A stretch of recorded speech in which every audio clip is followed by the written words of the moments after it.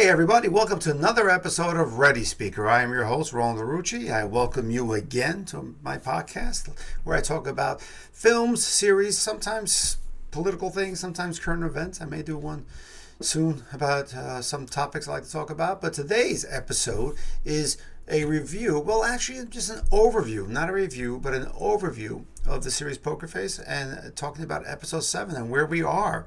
So episode 7 is called The Future of the Sport. It deals with stock car racing. The guests on this one is Tim Blake Nelson as Kyle Owens, Charles Melton as Davis McDowell. Those are the two primary characters in this story. And it's a rivalry between two houses, two families in a very small community that has race cars, I guess, involved. And they're stock cars. That means they race on cars that are stock. You can't do boosts or anything like that on them, so they have to, no turbos. So they have to be essentially the way they come out of the factory. And it's really the driving skill. So I know it's huge in the U.S. I think they almost tried to do one on Staten Island. They were trying to do a NASCAR racetrack here. So here we are with the episode. So we find that there is an attempt to hurt somebody. You find that out in the beginning. I don't know if there's an attempt.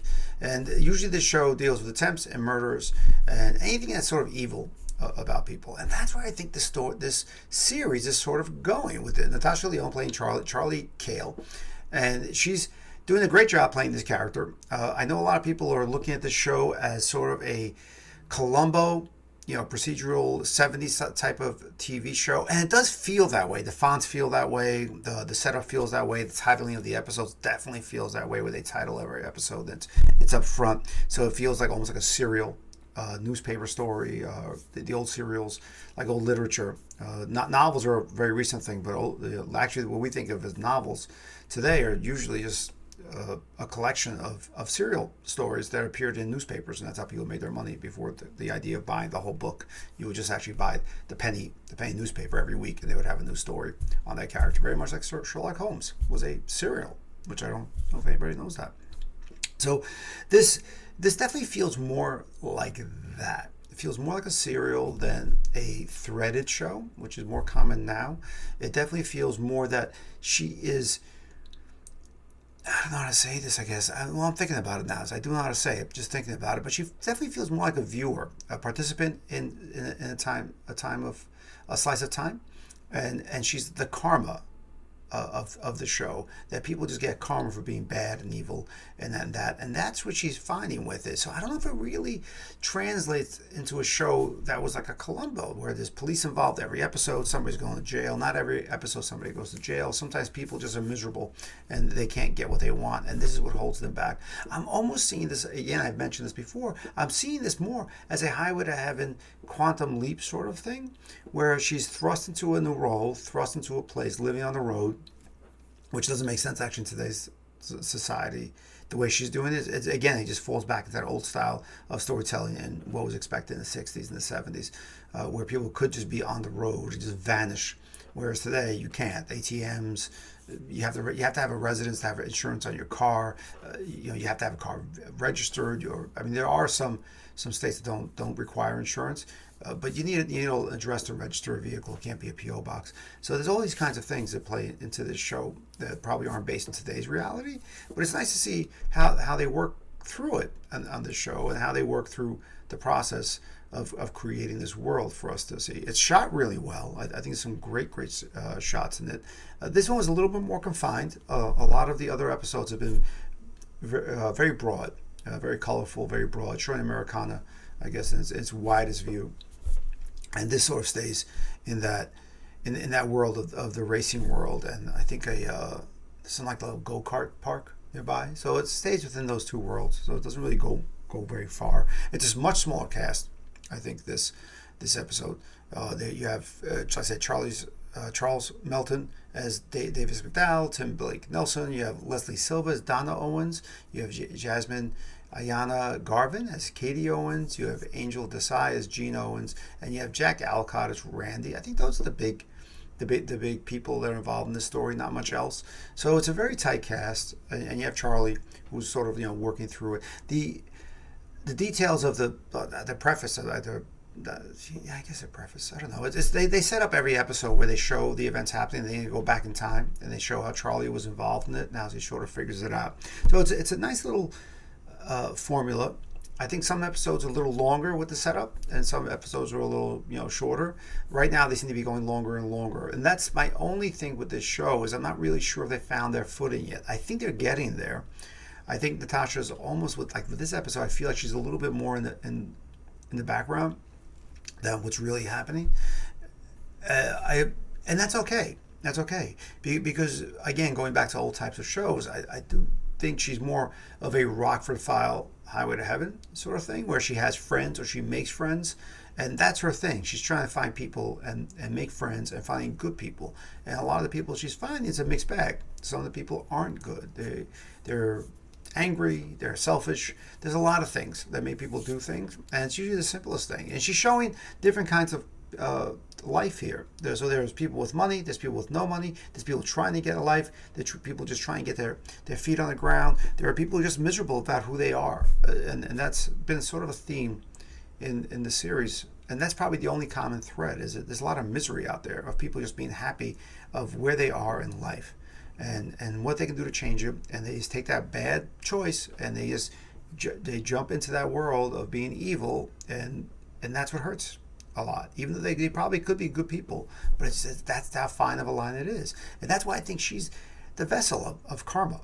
She's not, I don't want to say she's God, but if you really think about it, the way they're portraying it, she's on the road. She's really just an honest person, able to tell when people are honest or not in their belief, maybe in their belief a little bit, but in the certainty of what they're saying. And that's with no self-doubt. And that's what I think is the comeuppance of a lot of people, that she gives them that self-doubt.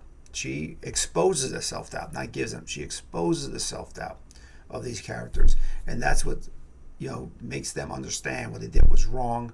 And there's probably no win for that. So it's probably a karma show more than anything else. Like, there's no police involved in a lot of these shows, a lot of these episodes. There might be some police, but not like a Columbo, a Cannon, a Mannix, all these other shows that they came out in the 70s, and it was just the older gentlemen who were retired cops. Maybe not Cannon was a big man, actually. He was not a thin man, and he was just a guy. He was just a gruff guy, very East Coast. She is bringing that to this series. There's a very East Coast element to it, and the whole thing of bullshit. There's a couple of funny lines in it. I find that she likens her ability to cancer dogs who can smell cancerous, but she smells bullshit, and she kind of admits it, and it's in the writing. Like, yeah, I guess I didn't really want to choose this, but I'm choosing this word for me. So that's kind of funny, and there's a couple other little jokes I think that get thrown in there, and it's sort of showing she's an old soul. I think some of those jokes are really showing she's more involved, more in touch with what the past than we would probably like to admit about ourselves, and she gets it, but no one around her understands what's going on. So there's a couple of jokes like that, and I think that's happened almost every episode where she said, you don't get it, okay, and she just moves on, and that's the cute thing of it. So it's a very endearing show. It's not a binge show. I wouldn't watch it in binges. I actually like the fact that it comes out every week, and it's sort of a show you have to get into, you have to listen to, and you have to sort of like learn about everything. I kind of like that she steps back, unlike most procedurals that are out today, Law and Orders, the CSIs, where the real stars, I mean, she's the star of the show, but the real stars of even the story are their personal angst and their thoughts, and you're watching like the things twirl in their heads. And I think that's taken away from storytelling, which was in the 70s and 60s. Yes, there were leads in the shows, but they were telling the stories. There were critiques of society, good or bad. A great example of that is Twilight Zone. Twilight Zone was all storytelling. You had the actors who came on there, but it's still relevant today. A lot of those episodes are still great episodes, and they're well done, and they're well acted, they're well told, they're well written. So, and their commentary, even Star Trek is a commentary series. They are stars, but they take a back seat to the story to make the commentary. And not that she's Captain Kirk, but she could be a little bit. She probably could have nailed a Captain Kirk role. But this is a commentary on people, so I kind of enjoy that. So it's less of the rewarding of the hero, so to speak, but of really I guess judging, but seeing people at their worst sometimes, and seeing the karma that can land on them. So it's kind of interesting. Keep watching it. I'm watching it. I think there's a few. See, this is episode 7. There's a few episodes left for the season. I don't know where they can go for episode 2. I assume the last episode, the mob is going to catch up with her, and that's her. She's running away from the mob, and she's on the road. So I assume by episode 2, the last episode or the next to last episode, there'll be something where that comes up, and usually a 2-parter, which that's how those series worked back in the day. I'm an old man, so I kind of remember them. Almost first run. I remember the Brady Bunch actually live on TV. So I think Tom Jones show. I remember Tom Jones show.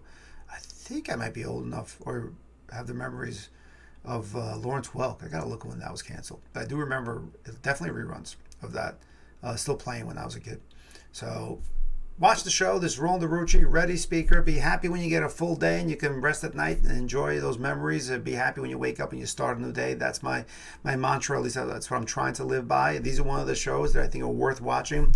Let it get you through the days. You can chuckle a little bit. You can admire the acting, the performances. They're not long episodes. It's not as deep as you think it needs to be, but it's just deep enough. And that's what karma is. Just deep enough. All right. Great. Thanks. Bye, everybody.